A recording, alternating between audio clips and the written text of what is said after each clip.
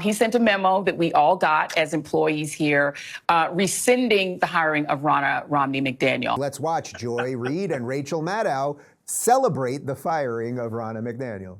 Our chairman of the NBC Universal News Group, Cesar Conde, who we both know very well, he sent a memo that we all got as employees here, rescinding the hiring of Ronna McDaniel. And I know I felt very strongly about it. I know you felt very strongly about it. I think everyone from 4 o'clock on, from Nicole all the way to midnight, we all felt very strongly and said so on our respective shows yesterday. And I just have to say, when somebody does the right thing, I feel like it should be acknowledged as publicly as we acknowledged our outrage. And so I know how I feel about it. I am grateful to Cesar for actually making the right decision. I think it was the right decision, but I want to get your take as well. Oh, well, thank you for asking me about it. I still feel like I still feel like a little.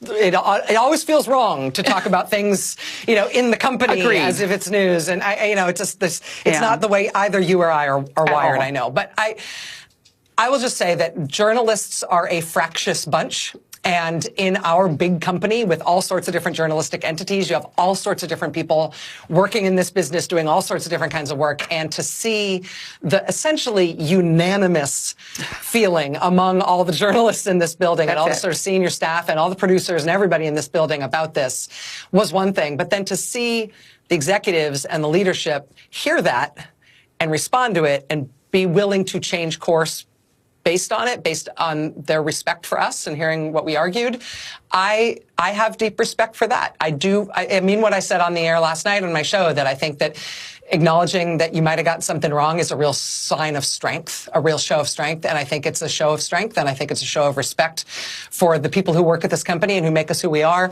That leadership was willing to change on this. And I'm grateful to them. It's not about hiring a Republican. It's not even about hiring somebody who has Trump ties. This was a really specific case because of Ms. McDaniel's and her involvement in the election interference stuff. And I'm grateful that our leadership was willing to do the bold, strong, resilient thing. Yeah, I mean, we're going to be using her name because she's a witness in the Michigan electors case. I mean, it's less awkward to have to say, and by the way, this person works for NBC News, right? We're glad we don't have to do that. Larry, putting aside the cultural appropriation of Joy Reid's hairstyle, it's very ballsy that she's grateful to the guy who pays her check. Lethal. Two things. Morning Joe Scarborough said that after Ronna McDaniel got hired, he would not have her on his show.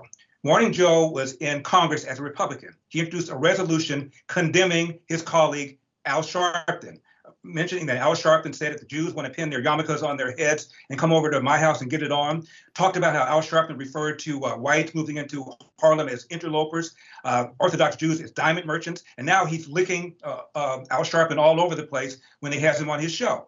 Regarding Joy Reid in 2006, circa 2006, had a blog in which she condemned homosexuality. She trashed the movie Brokeback Mountain and said she hated the idea of watching two gays kiss.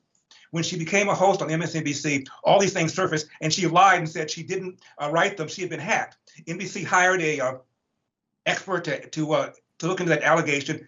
Found out the expert said that she was not hacked. Joy Reid actually wrote those things. Joy Reid cried, apologized. Some more things surfaced. She again said she had been hacked. So honestly, but Ronna McDaniel, who's going to bring a different perspective regarding the 2020 election, regarding Donald Trump, she's crossed the red line. We can't have her. But Al Sharpton, not a problem. Joy Reid, not a problem. It is absolutely insane.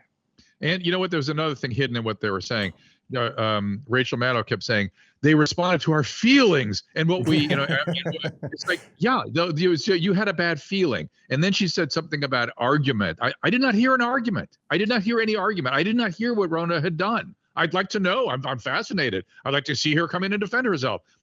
We've lost argumentation completely. We just aren't having argumentation. We are having ad hominem attacks and we're talking about our feelings. Has no role here.